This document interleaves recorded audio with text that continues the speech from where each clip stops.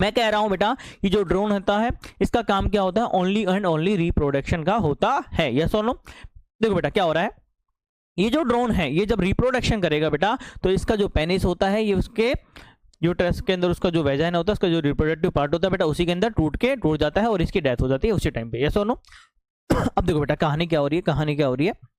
अब हमारा क्वेश्चन ये है कि सर ये जो वर्कर होती है कैसे शहद इकट्ठा करती है। बेटा देखो क्या होता है, ये जो वर्कर होती है इनका ग्रुप क्या होता है, डिवाइडेड रहता है। 5, 7, 10 जो 1000, 1500 जो भी जितनी भी मधुमक्खियां हैं वो एक ग्रुप में डिवाइडेड रहती हैं और हर एक ग्रुप अलग अलग जगह जाता है और वहां से क्या करता है बेटा, शहद इकट्ठा करता है। यस और नो? अब देखो बेटा क्या हो रहा है, वहां वो जाएगा।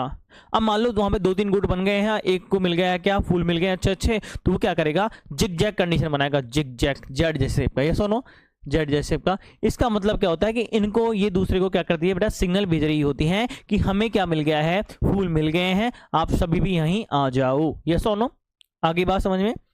मैंने आपको कहा कि ये क्या करती है, जो फूलों से जो रस लेती है बेटा उसको अंदर लेती है, फिर वापस बाहर निकालती है, फिर अंदर लेती है, फिर वापस बाहर निकालती है। इस प्रोसेस को मैं क्या कहता हूँ बेटा, लैपिंग कहता हूँ। यस और नो? इसी से शहद का फॉर्मेशन होता है। यस और नो? अब देखो बेटा